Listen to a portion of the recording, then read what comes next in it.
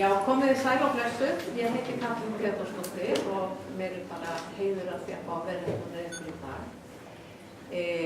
Ég lofaði nú ekki að vera svona skemmtileg eins og þessi sem voru undan mér. En af því að ég vissum að það eru margir hérna sem að þekkja mig ekki, að þá ætla ég að byrja á því. Ég ætla reyndar að tala einskorða minningarnar mína við 7. áratugina því ég bjó hérna frekar stutt. Og ætla kannski að byrja á því að bara segja svona greina frá því hver ég er og segja aðeins frá fólkinu mínu. Ég sem sagt dóttir tónanna á Stothett, eins og þau voru oft kölluð, að það er Ásta Þórðardóttir og Theodór Björnsson. Og pabbi, ég ætla að byrja á því að segja aðeins frá ættunum hans, af því að hann var alltaf að guðma sig af því að vera hreinræktaður Vestmannaeyingur. Og það þýddi að hann átti marga ættliði hérna aftur í tímann. En hann var sonur Gísla, Georg Gíslasonar, Gísla Lárussonar. Gísli Lárusson, hann byggði þarna tvílyft hús á Stakkagerðistúni og var alltaf kenndur við það.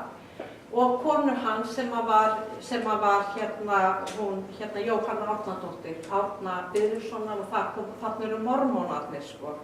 Hann var hreppstjóri í Vestmannaeyjum. En kona hans var Guðfinna Kristjánsdóttir, Kristjáns Ingimundarsonar í Klöpp. En Kristján, hann var lengi formaður á bátum og hann var fyrsti fiskimannsmaðurinn sem var skipaður í Vestmannaeyjum, og á efri árum var hann hringjari í Landakirkju og meðhjálpari. Og hann var mikill sigmaður og lundaveiðimaður og það er akkurat einhver staður í Heimakletti sem er skýrð eftir honum, Kristján Silla eða eitthvað slíkt. Og þeir voru tveir bræðurnir, pabbi og Kristján, Kitty í Klöpp, og frá honum er frændfólki mitt, eina frændfólki sem ég á eftir í Vestmannaeyjum komið, og það er sem sagt var Björn sem lést árið 2001 líklegast, Bjössi, Finna, Magga, Mjöll og Drífa og Óðir og Þór. Þetta eru semst skyldmenni mín hérna í Vestmannaeyjum. En afi Georg, hann rak Georgsbúð alveg fram í andlátið og hann var líka mikill svona félagsmálatröll. Hann var formaður, í stjórnum margra félaga og það var til að nefna Þór og Sjálfstæðisflokkinn, þetta var mikið íhaldsfólk, og leikfélagið og eitthvað meira, og hann var mikill íþróttamaður líka. En áður heldur en að lengra er haldið, þá langar maður aðeins að segja ykkur frá sögur sem pabbi mér sagði mér oft. Það var akkurat sagði frá því að þegar að Kristján Ingimundarson í Klöpp var þessi saga, hún átti sér stað einhvern tímann öðru hvoru megin við aldamótin 1900. Og þá er hann á bát með pabba sínum og er að taka við formennsku af honum. Og það er eins og oft var bara vont í sjóinn við innsiglinguna inn til Vestmannaeyja, og það eru fleiri bátar þarna á ferðinni. Þegar að þeir sjá að einn á í alveg sérstökum erfiðleikum, líklegast komin of nálægt landi eða eitthvað, og hann horfir á pabba sinn og segir hvað eigum að gera, eigum að reyna að bjarga þeim. Og þá sagði Ingimundur, já, rátt þú. Og þá sagði Kristján, já, þá róum við í Herrans nafni. Og hann fór og þeim tekst að bjarga þessum bát. Og svo sagði, og á hinum bátnum var akkurat Gísli Lárusson. Þannig að pabbi sagði alltaf, og ef að það hefði ekki orðið þessi mannbjörg, þá stæði ég ekki hér. En hann fékk svo skömm í hatti líka því að hann auðvitað lagði sína áhöfn í hættu við þetta. En móðir mín, pabbi minn, hann lést nú í október 2015 og var mikil eftirsjá af hann því að hann var mjög brattur alveg fram á síðasta dag, var til dæmis í sundi á hverjum degi og og það var tekið viðtal, hann Helgi Bernharðsson tók viðtal við hann sem að birtist í Fylki jólablaðinu 2014 og það var dálítið gaman að sjá það hvað það var sagt maður með lífið sitt sem var þarna á ferð. En móðir mín, hún heitir Ásta Þórðardóttir og hún fædd 1930 og hún dóttir hjónanna Katrínar Guðmundsdóttur og Katrín Guðmundsdóttir og Þórður Stefánsson. Þau undan fjöllunum.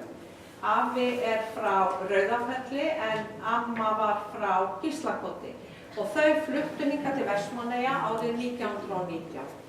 Og leið og afi kom að þau eignuðust 12 börn í ævina og þegar hann kom að þá byrjaði hann á því að byggja hús sem stendur, ég veit ekki hvort það stendur ennþá, en allavega stóða við Vestmannabrautina og hann skýrði Rauðafell eftir bænum sínum.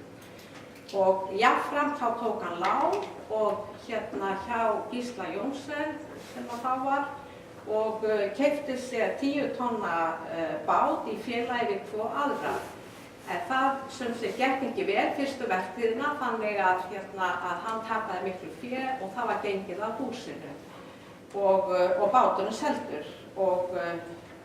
En hann lét ekki buga sig því að þegar að lánveitandi hann bauð honum bað honum að taka yfir einhverja báta hjá sér, þá sagði hann nei, hingað og ekki lengra og fór yfir til samkeppnisaðila sem var Gunnar á Tanganum það ekki sem var þá og réði fyrir hann í langan tíma. En afi átti eftir að byggja nokkur hús hann byggði, ég sé það, þetta gerðist 1921 og 22. Þá hann búinn að byggja hús við Hildirsgötu sem heitir Fagrafell og það var byggt 22, þannig og það sagt að hann hafi byggt það bara einn eða eins og maður segir bara single-handed á góðri íslensku. Og eftir þetta þá átti hann eftir að byggja 3 hús til viðbótar eða minnstakosti 2 og það var Höfði og 1 hús sem stóð við fótboltavöllinn eða rétt sunnan við Hásteinsveg og hann var alltaf með kindur hann afi en sum sé þau eignuðust 12 börn og misstu 6 þeirra og ég var einmitt að fletta því upp að þetta frá árunum 1936 til 41. Þá mistu þau 5 börn. Þá bjuggu þau á Fagrafelli og það var bara einhver sem kom með smitandi, einhver barn sem kom með smitandi berkla og þau mistu þarna öll þessi börn og þau voru á aldrinum 12 ára til 22 ára. Þannig að það hefur verið svona blóðbiti eða blóðtaka þannig að það var greinilegt að hjónabandið þoldi þetta ekki, þau skildu og fluttu til Reykjavíkur en afi kom svo aftur, flutti aftur til Eyja og var þá alltaf einn eftir það og var alltaf með kindur og þær voru auðvitað í miklum metum hjá henni, það var gaman að sjá áðan myndirnar af því að það hafa margir verið auðvitað með kindur á þessum tíma en þær skipuðu alveg sérstaka sessi á afa, ég held að þær voru í meiri hávegum heldur fólk því að þær náttúrulega áttu allar sína og sinn karakter því að hann talaði að þessi var svo lagleg og hinn var svo röð og svo framvegis og þegar hann bjóð þarna í þessu húsi á fótboltavellinum að þá höfðu kindurnar stofuna. Þær bjuggu í stofuna. Og þá, ég veit að Ási í bæ keypti svo þarna af honum þetta hús og ég get vel ímyndað mér að það hafi nú ekki verið geðslegt að taka myndir. En eftir að hann var fluttur í Haga, þá færðust hann nú skör neðar kindurnar því að þá áttu að bara sérherbergi í kjallaranum. En mamma sem sagt lifandi ennþá og hérna en komin á Hrafnistu. En ég fæddist í Reykjavík 1950 og við systir mín Guðfinna, hún fæddist 51. En þá var pabbi í námi í Háskóla Íslands og þegar hann lauk svo prófi, embættisprófi í lögfræði, að þá flutti fjölskyldan til Vestmannaeyja, það var 1952 og þar fæddust bræður mínir báðir, Georg sem fæddist 1955 og Þórður 57. Og við, sem sagt, pabbi hann fór að vinna hjá embættinu, bæjarfógeta sem var þá á Tindastóll við Ásaveg held ég, og það verður bara einhver að leiðrétta mig. Sólhlíð, já, ok.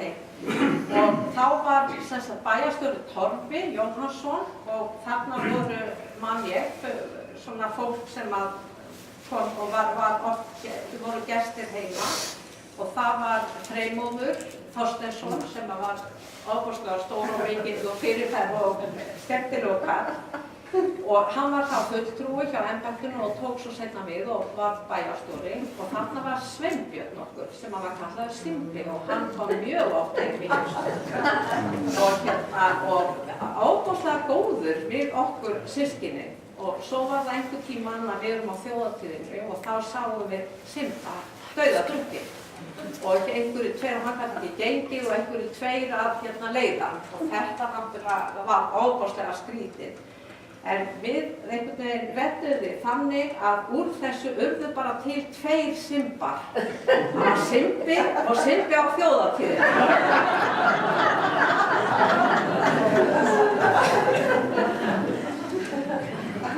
En fyrsta heimili okkar, og það er alveg rétt eins og hefur komið hérna fram, að þetta náttúrulega skiptist í hverfi og hverfi voru ekki bara hverfi, voru þetta bara alveg sér einangræðir heimar þegar maður er svona lítill. Og fyrsta heimili okkar var á Þingvöllum, við bjuggum þarna upp á annarkvort fjórðu eða ég veit ekki þetta, allavega var þetta ofboðslega stórt hús í minningunni sem stóð þarna rétt hjá Þingholti og þetta er auðvitað svæði sem farið undir hraun og þarna bjuggum við upp, þetta var verslunarhúsnæði og skrifstofur og við bjuggum þarna upp á efstu hæð og deildum húsnæði með annarri fjölskyldu eins og oft var, þá vorum við bara með sameiginlegt eldhús og klósett og hin fjölskyldan var Indlu Björnsdóttir sem var þá ekkja eftir Jón Gestsson sem var bróðir Andrésar blinda og það getur verið að ég sé ekki alveg að fara rétt með nöfnin sko. Og hún bjó þarna með Höllu, dóttur sinni, ég held að Svanur hafi þá verið farin að heiman. Svanur er giftur Ingibjörgu, Þórðardóttur eða Lillu og það var mikill vinskapur alltaf milli fjölskyldnanna alveg fram á þennan dag. En þetta var náttúrulega voru ekki mikil þægindi þarna því að þetta var upp á Hannabjörga og það var ekki rennandi vatn og það var ekki niðurfall úr öllum öskum og þannig að maður getur ímyndað sér hvernig var þarna með þvotta og annað sko. En heimurinn þarna, hann einskorðaðist við þessi hús, það var Þingholt sem var alveg við hliðina og þar var amma vinkonu minnar sem var þá. Það var Þorsteina sem hafði komið fullt af börnum í litlu húsi og eins og oft var og þarna var annað, það var Berg, Hótel Berg sem var í minningunni ofboðslega stórt hús og ofboðslega mikil hreyfing í kringu það, það var rekið matsala og þeir voru auðvitað mikið þarna, bæði Freymóður og Stebbi Pól og alþingismaðurinn sem þá var Jóhann Jósefsson og allir gestir, sko, þannig að það var mikið ris og þess, en svo var þetta líka alveg fullt af herbergjum. Og ég man eftir því að þegar maður kom að inn að þá þurfti maður bara að passa sig á að villast ekki. Og svo var talað að vera draugagangur þarna inni og þannig að ég man eftir því að það var bara alltaf þegar í draumum lengi á eftir að þá var maður oft inni í þessu húsi, sko, en þetta var eitthvað ofboðslega spennandi líka, sko. Og svo var það Gamli bankinn og þar bjó hún Ellý sem var örugglega Ágústsdóttir og hún var gift frænda mínum, honum Sighvati Bjarnasyni, yndisleg kona og þá voru Bjarni og Gísli, synir hennar sem voru þarna í hópnum sem léku sig saman. Maður öfundaði þá mikið því að þegar það þurfti að fara inn að pissa þá náttúrulega komu þeir bara þurftu þeir ekki annað en að koma að dyrunum og þá var Elli hlaupin út með krukku.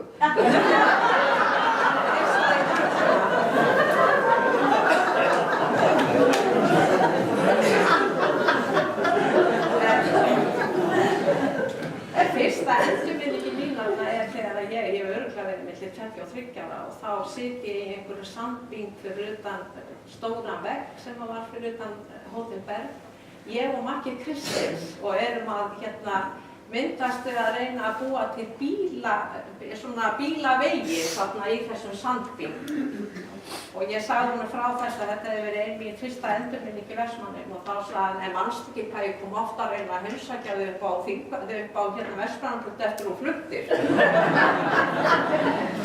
En svo var það auðvitað Skansinn sem var óbóðslega, hafði mikið aðdráttarafl og það var náttúrulega ekki vinsælt, en ég var bara alltaf einhvern veginn á Skansinu. En það var oft skammgóður vermir því að þar var, því að fólk auðvitað, þarna náttúrulega hætturnar alls staðar, þannig að fólk hefur auðvitað haft samvinnu að passa krakkana. Og þar var eitt hús sem og mér minnir að það hefði bara verið ein kona sem bjó í því húsi og hún var alltaf bara þarna einhvern veginn útvörður, þannig að þegar það var komið barn að það var búið að hafa samband við foreldrana og maður var sáttur. En þetta var þessi heimur að út í jaðri hans að þar var Borgarhóll og svo Dagsbrún. En ég held að þetta sé allt sem komið undir hraun.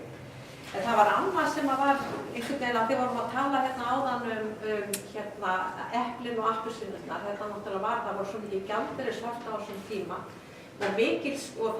Og lítill innflutningur að það var allt skammtað og ég veit ekki allt rifjaðist upp fyrir með skömmtunarseðlarnir.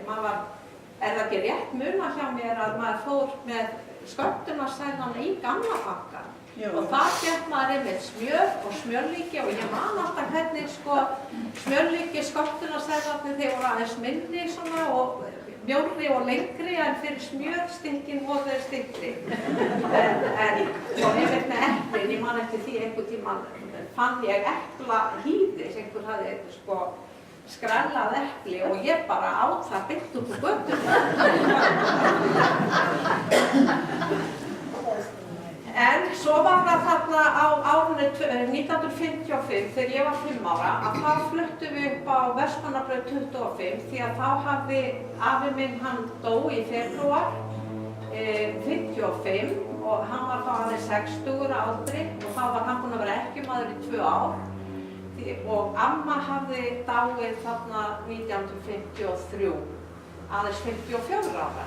En afi hafði nú kæft sér í konu í millitíðinni, hann giftist Svövu Gummusdóttur sem var Vestfirðingur og vann alltaf í apótekinu og var alltaf kölluð Svafa í apótekinu. Óbóðslega glæsileg kona. En þegar hann dó, þá fluttum við í húsið á Vestmannabraut 25 og það var bara eins og að flytja á Selfoss. Það var alveg slitnaði sambandi við gamla staðinn en nú líka tók við alveg óbóðslega skemmtilegt tímabil.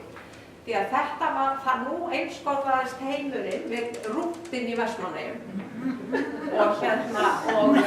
og þarna var alveg heill her af stelpum sem voru alveg jafn gamla mér og það var heimurinn sérstaklega þessi vegaspottið þarna frá Vestmannabraut 25 sem lokaðist af húsunum vegg og hlíðarhúsi. Þetta var svona aðal í leiksvæðið og svo náttúrulega allir garðarnir þarna í kring.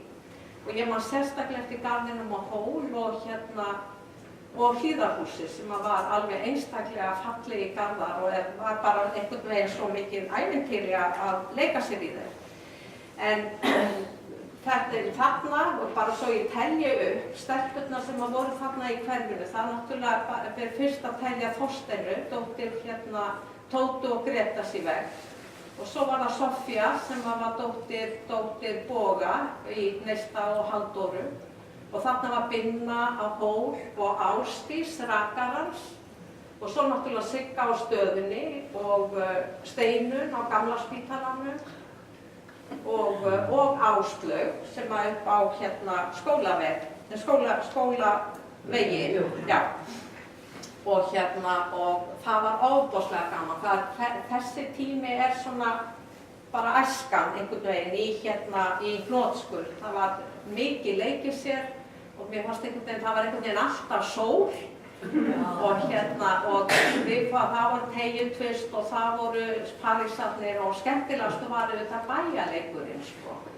Og það var til svona bú í öllum görðum út allt og maður var þarna með bara svona diska og brotnabolla og glerbrot og allt mögulegt í þessu. Og skemmtilegast var þegar að sko Binna og Ásdís sem þær voru aðeins eldri þegar að þær vildu vera með okkur, sko, því að þá urðu leikirnir alvöru. Og svo vorum við svona að reyna að rifja upp klæðnaðinn. Við vorum náttúrulega yfirleitt klæddar í kjól á sumrin og þá vorum við í brúnum heilsokkum, svona bómullasokkum með tölum sem voru fest á sokkabönd við svona lereftvesti og lereft kot og vest og ég man og þegar það var svona aðeins kaldara í veðri þá var manni tróðið í klukkur og ég hataði þessa klukku alltaf en þetta var óbúslega skemmtilegu tími. Og já,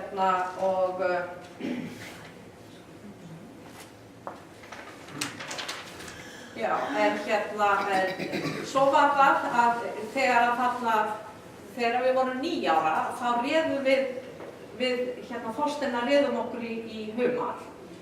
Og þá fórum að vinna í hraðfrystistöðinni og mættum alltaf náttúrulega þegar það var flaggað og við vorum að slíta humar. Og ég man hvað ég var óbúslega stolt þegar ég fekk fyrsta launaumslagið. En ég held að það var ekki margir 9 ára krakkar í dag sem að væru sendir í frystingu. En ég man að þarna var náttúrulega kvennablóminn í Vestmannaeyjum og maður horfði svoleiðis með stjörnur í augunum á þessa skvísu. Alla með túperað hár og í köflóttum skyrtum og með svona slæður sem að voru lagt á einhvern dingla svolítið og í strettsbuxum og bússurnar. Ég gleymi þeim ekki. Þær voru svona svartar og þið muni örugglega eftir þessu og það var svona sylgja, fest með sylgju og sylgja var alltaf átti vera einhvern veginn laus og svo slepptist hún alltaf til. Og þetta var alveg truflað á tilverunni. En og það annað sem ég var að velta fyrir mér, það af því að nú auðvitað bjuggu allir óbúslega þröngt og maður náttúrulega segja frá öllum systkinunum í litla húsinu. En það var mjög ofta á þessum heimilum að það var samt tekið frá eitt herbergi og það var bara læst. Og þetta var stofan og stofan og allt spikkan span þarna inni, bara sófasett og bara pólera, borð og myndir af ættingjum og eftirprentanir á veggjum og svona. Og þetta mátti bara aldrei neitt koma inn í þessa stofu. Það var bara spaldir alveg heilu herbergi, sko. Nema það var náttúrulega gestir, þetta var fyrir gesti og svona jólum og annað. Og ég man eftir því einhvern tíma komst ég inn í stofuna í vegg og Tóta var að sýna okkur, þú veist hverjir var á þessum myndum og ég man ég klóraði mér svo í hausnum mér hvernig var hægt að taka myndir af dagnu fólki.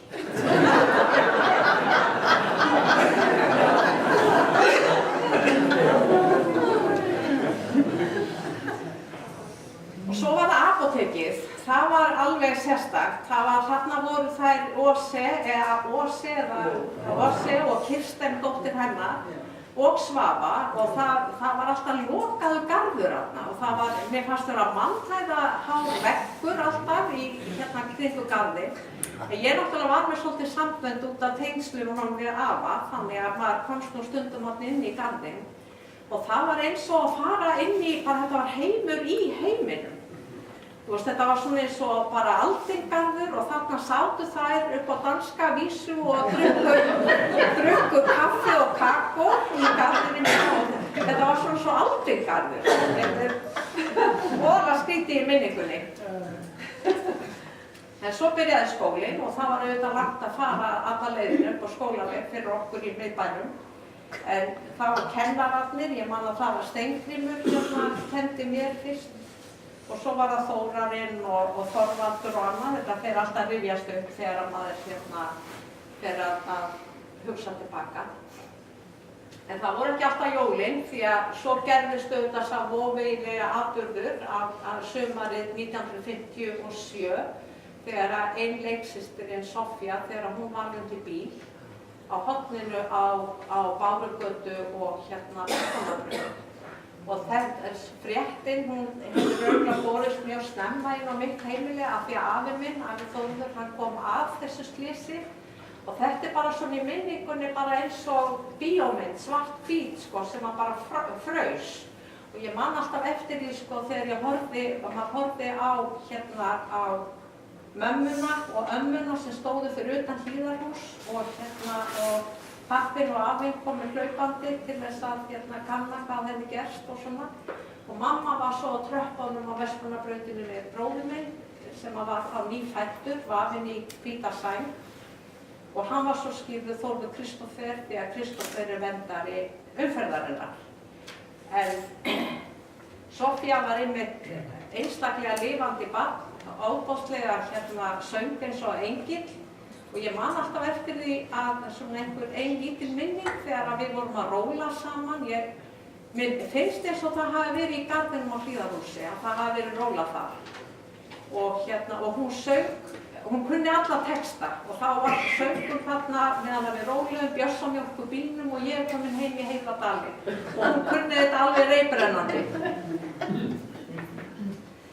En húsið stóð við rúntinn og þetta var auðvitað sko alveg miðbærinn, það var hjarta bæjarins, þannig að það var ótrúlega mikill gestagangur og mikið fjör alltaf í eldhúsinu því að þarna komu konur þegar voru að fara úr og í búðirnar og óbúslega glatt á Hjallaholt og þarna man ég sérstaklega Siggi Klöpp var þarna mikið sem var fóstursystir ömmu minnar og Rósa á Littlólum og hún var svona fjörkálfur, það var svo mikið fjör alltaf í eldhúsinu þegar hún var og svo man ég eftir því einhvern tímann að og þarna var náttúrulega að fylgjast með öllu sko, hvernig voru að byrja að vera saman og ég man eftir því einhvern tímann, þá var ég send út í búðu, ég átti að kaupa Silvó og einhverja 2 aðra hluti og ég á leiðinni niður Þrívanda og ég að söngla þetta svona til þess að muna þetta og svo þegar ég fer nálgast búðina þá fer ég einhvern veginn að efast hvað er þetta Silvó og þá einhvern veginn var Rósa nýbúin að vera alltaf að gera grín að þetta með Stakko og Rójó og allt þetta þannig að ég fór einhvern veginn að vantreysta minninu. Ég veist að þetta er ekkert Silvó, það er eitthvað bull, þetta hlýtur að vera. Og svo fór ég að reyna að hugsa hvað þetta gæti verið, silfur eða eitthvað, ég var alveg komin í vandræði með þetta. Svo kem ég inn í Þrívanda og ég ber upp þessa ósk og þetta var hálf skrítið og hann bara, afgreiðslumaðurinn, fer svona að velta þessu fyrir sig og það allir þarna sem að versla nokkrar konur af henni og það fara allir að velta fyrir sig hvað þetta eiginlega getur verið. Silfur, lifur. Og það endaði með því að ég kom heim með lifur. Og það var nú aldeilis hlegið í eldhúsinu.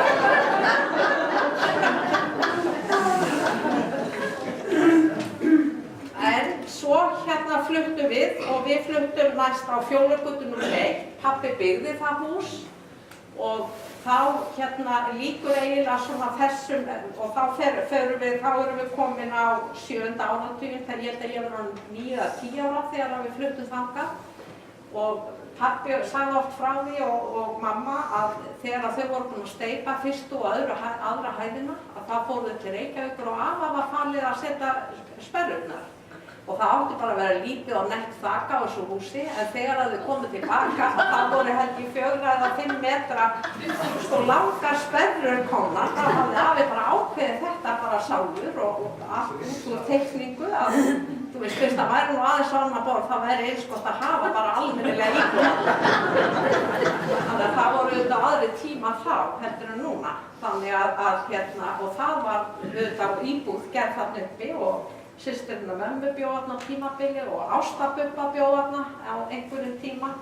Þannig en þarna í þessu hverfi allir voru að byggja og það voru krakkar meira svona á mismunandi aldri og ég man eftir lék mér þarna mikið við Kolbrúnu Engilberts og Hildi, dóttir Palla Steingríms og maður nú aðeins að segja frá því heimili því að það var voða gaman að vera heima hjá Palla á þeim. Þetta var allt öðruvísi heimili heldur en öll önnur. Það var hann var náttúrulega listamaður eins og menn vissu, eða eins og menn vita.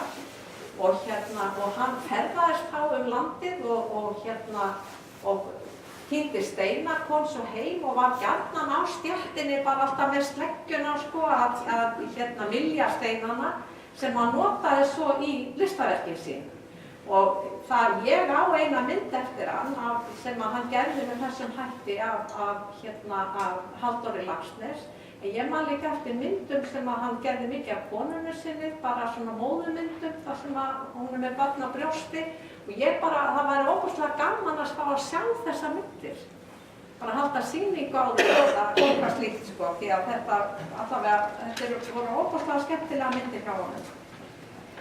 En ég bara komin að lokum, ég ætla ekki að segja mikið meira heldur en þetta nema kannski aðeins að bæta því við að þarna maður komin inn í aðeins gelgjuskeiðið og unglingaárin að nálgast og þá vorum við svo heppin að systurdóttirinn af mömmu, Stefana Kormársdóttir, Stefana Haralds var nú víst ættarnafnið, að hún bjó hjá okkur og kláraði gagnfræðaskólann. Hún söng í hljómsveit á skólahljómsveitinu sem var og í henni, ef ég man rétt, þá var Hafþór í henni og Gunnar Finnbogason og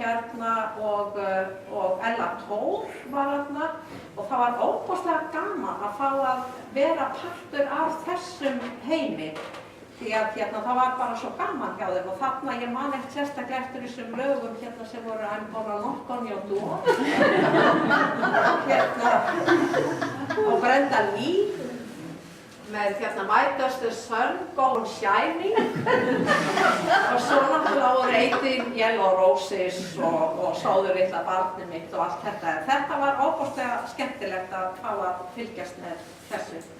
En sem við fjölskyldan við fluttum svo frá Vestmannaeyjum þegar árið sem ég var 13 ára gömul, þannig ég byrjaði í gagnfræðaskóla þar. Og ég bara mjög þakklát fyrir þennan tíma sem ég ólst upp í Vestmannaeyjum. Það var alltaf sól og blíða og þetta var einhvern veginn alveg einstakt samfélag. Þetta var bara leikvöllurinn var samfélagið allt.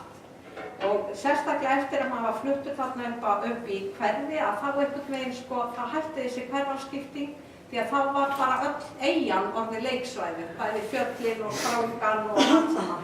Þannig að ég held og það sem kannski skilur mest eftir sig hjá mér og það þessi nálægð við náttúruna og einhvern veginn ég fékk bara þessa bakteríu og ennþá ég verð eirðalaus ef ég kemst ekki á fjöll eiginlega á hverju ári.